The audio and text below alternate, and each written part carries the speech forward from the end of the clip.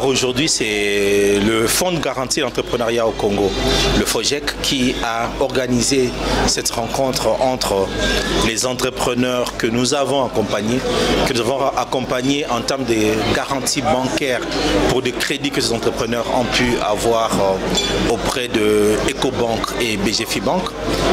Les inviter, les mettre avec nous pour surtout échanger avec son Excellence, Monsieur le ministre de l'Industrie et du développement des PME, PMI. C'est important de le faire, d'avoir ce moment d'échange, surtout de voir toutes ces personnes que nous accompagnons, qu'est-ce qu'elles sont devenues. Ces sociétés-là existent vraiment, est-ce que ces sociétés progressent vraiment? Est-ce que ces personnes peuvent venir et aussi les écouter, savoir y a-t-il des problèmes, quels sont leurs problèmes? Parce que certains, on voit qu'ils arrivent à rembourser correctement leurs crédits auprès des banques, mais d'autres ont des difficultés. D'autres, on voit qu'il y a des échéances qui ne sont pas respectées. Donc c'est important ce genre d'événements, ce genre de moments d'échange avec ces personnes pour aussi les écouter. Parce que de loin, on voit qu'il y a un problème de remboursement. On peut conclure que la personne n'est pas sérieuse, que l'entreprise n'existe plus et tout le reste. Mais ce moment d'échange, c'est de les écouter. C'est que pour qu'eux aussi ils puissent nous écouter, nous entendre. Et c'est des moments d'échange pareils. Donc c'est vraiment dans un environnement convivial que nous l'avons organisé. Nous sommes dans un pays, on doit le reconnaître, je ne dirais pas 50-50, hein, je ne dirais pas, il y a beaucoup de cas de déception. On a beaucoup de cas de déception, beaucoup plus que de cas de satisfaction. Mais nous avons quand même des cas de satisfaction. Alors, est-ce que parce qu'il y a 1 million de pêcheurs qu'il faut détruire la ville? C'est là la question. Je me rappelle dans la Bible quelque part, quelqu'un a posé la question à Dieu, et si je trouve 5 justes, qu'est-ce que je ferai? Dieu a dit je ne détruis plus. Et si je trouve 2, c'est pour dire quoi? Parce que Dieu était dans une position où il voyait le mal tellement prendre de l'espace, il fallait au moins sauver les 3, 5, 10 personnes qui étaient justes dans ces villes-là. C'est un peu comme nous. Nous devons le reconnaître, nous sommes dans un pays où nous avons un grand retard en tout ce qui est entrepreneuriat. On a un grand retard qui est tel que c'est un esprit, c'est une formation qu'il faut inculquer et il faut donner aux gens le temps d'apprendre, de grandir. Et donc quand je suis dans notre environnement et je vois un taux de satisfaction de 40%, moi je suis heureux. Moi je suis heureux de me dire qu'aujourd'hui nous avons beaucoup de cas de succès et nous voulons bâtir sur ces succès-là pour pouvoir faire attention dans les sélections à venir et aussi surtout faire la promotion de ces cas de succès parce que nous sommes dans un pays où nous manquons quand même de bons exemples. Donc on va faire la promotion de ces cas de succès pour que les autres puissent les suivre, puissent emboîter le pas et que nous puissions évoluer. Grande tristesse de ne pas les avoir, mais c'est beaucoup plus une colère de savoir que nous avons notre pays qui est occupé dans une grande partie par des personnes qui viennent d'ailleurs, qui sont envoyées, qui sont commanditées, qui sont dirigées par un pays étranger. Et là je cite le Rwanda. Ça met très en colère de savoir que nous avons une partie de notre pays qui est occupée. Alors ces entrepreneurs qu'on devait avoir avec nous ne sont pas. C'est d'abord un mot de compassion, mais surtout un mot d'encouragement pour leur dire vous n'êtes pas seuls, nous ne vous abandonnons pas. Le gouvernement est en train de mettre en place tout ce qu'il faut. Le chef de l'État ne cesse de se battre, ne cesse de trouver le mécanisme et les moyens pour qu'on libère ces parties de nos pays et nous leur promettons que bientôt nous serons ensemble parce que notre pays sera libéré de tous ces terroristes qui sont en train de nous empêcher d'être réunis, d'être unis en tant que nation, en tant que peuple. Merci beaucoup. Merci. C'est M. Isaac Mayele. En tout cas, pour ainsi dire, cette rencontre était une rencontre d'opportunité pour nous, les bénéficiaires de FOGEC. Ça a été une rencontre beaucoup plus bénéfique dans notre évolution de tous les jours, mais également aussi dans notre organisation l'organisation interne sur le plan financier et puis dans nos entreprises. Et nous avons beaucoup aimé cette rencontre parce que ça nous permet de nous booster pour encore beaucoup plus accroître nos activités internes, mais aussi à développer des stratégies nouvelles pour encore permettre nos structures et nos entreprises à se développer et à aller de l'avant.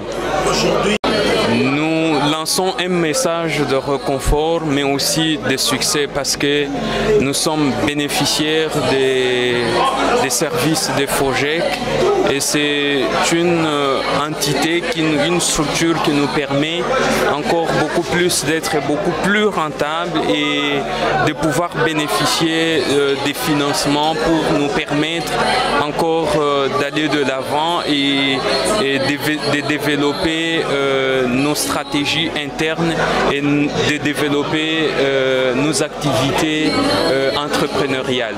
Voilà. Je me nomme Yvan Dobson Ilunga, entrepreneur bénéficiaire de la première cohorte du programme d'accompagnement de FOGEC.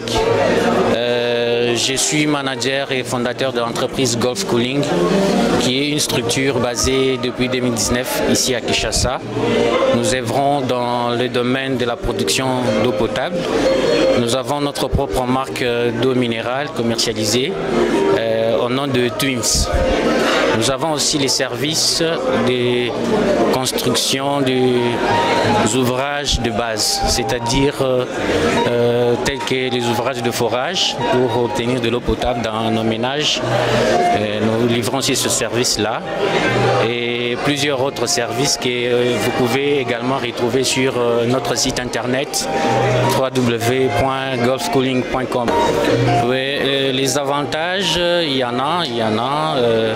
Il y a un marché qui promet, quand bien même il y a une forte concurrence, mais quand même, lorsqu'on est mieux organisé, on parvient à rafler une part de marché. Donc le marché est bon, qui demande aussi assez de moyens pour répondre efficacement à la demande de la communauté.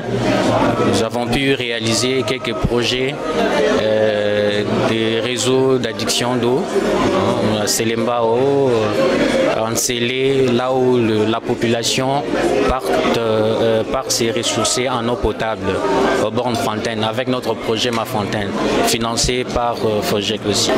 Oui, par rapport au projet que FOGEC a financé, nous sommes satisfaits de cet accompagnement-là parce que nous avons pu acquérir le matériel qu'on voulait acquérir. On a eu le matériel qui nous a permis aussi de réaliser aussi les projets Ma Fontaine à Selembao et ainsi qu'à Ansélé. Donc pour cette partie déjà reçue, c'est bon et on espère que ça va encore continuer parce que les besoins sont énormes. En tout cas, je dis merci aux efforts fournis par le gouvernement de la République pour créer et faire fonctionner les structures telles que FOGEC. On aimerait que ça ne puisse pas s'arrêter brusquement, donc on espère que ça puisse survivre, peu importe les difficultés qu'ils ont eu à connaître, peu importe les difficultés qu'ils vont connaître, que l'État ne puisse pas les lâcher, puisse continuer. Il y a autant d'entrepreneurs qui ont vraiment besoin de ce service-là et on aimerait, comme lors de mon intervention, j'ai posé la question au ministre pour pouvoir penser ou mettre à notre disposition un service qui va permettre de dénoncer les tracasseries. Donc l'environnement congolais, il y a beaucoup de tracasseries. On aimerait être dans le formel, les entrepreneurs aiment bien être dans le formel, mais des fois c'est l'environnement qui décourage. Donc voilà ce que je peux dire comme dernier mot. On a vu cela avec par rapport au marché public. Nous avons eu des difficultés pour pouvoir soumissionner aux différents programmes dans le domaine des constructions. Donc, oui, moi c'est M. Jonathan Kapungu Eben. Je suis entrepreneur dans la ville de Kikwit. Je suis dans l'industrie agroalimentaire, filière de maïs, donc avec la toute chaîne de valeur. Donc c'est un peu ça. Je suis bénéficiaire de la 3e cohorte avec FOGEC. En tout cas, en tant que bénéficiaire, d'abord c'est quelque chose qui est vraiment rarissime parce que depuis que nous avons évolué dans notre pays, on n'a jamais vu de pareilles surprises. Nous avons compris que la vision des chefs de l'État n'était pas seulement un slogan, mais c'est maintenant une réalité pour booster les entrepreneurs d'aller en avant. En tout cas, il y a encore des entrepreneurs qui sont en train de penser que ce sont des blagues. Ce sont des blagues parce que vous savez d'abord, l'accès au financement dans notre pays, pour les entrepreneurs, c'est du casse-tête. Et il y a des ceux-là qui sont en train de penser que ce sont des blagues, peut-être ce sont des histoires qui ne seront pas réalisées. Nous aussi, on a été comme ça. La première fois que nous avons été devant les agents de FOGEC, on passait comme c'était des blagues. Mais après avoir travaillé avec eux, nous avons compris que c'était vraiment des réalités. Alors, moi, ce que je peux dire à nos amis entrepreneurs qui n'ont pas encore accédé à ces financements, vraiment d'y croire et puis de s'approcher auprès des FOGEC pour qu'ils puissent aussi bénéficier de ce que nous avons bénéficié aussi. Donc c'est ça ce que je peux dire. Bon,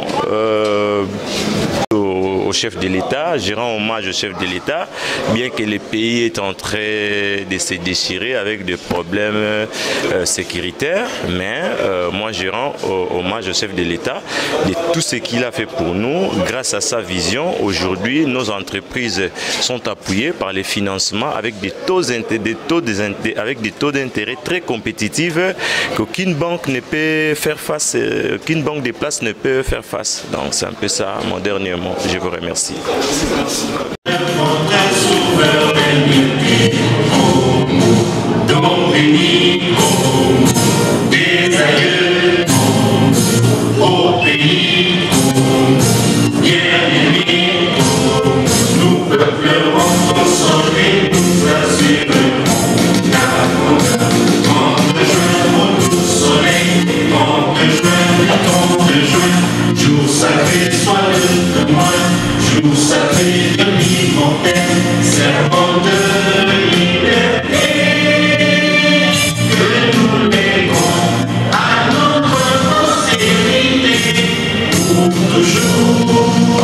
Merci.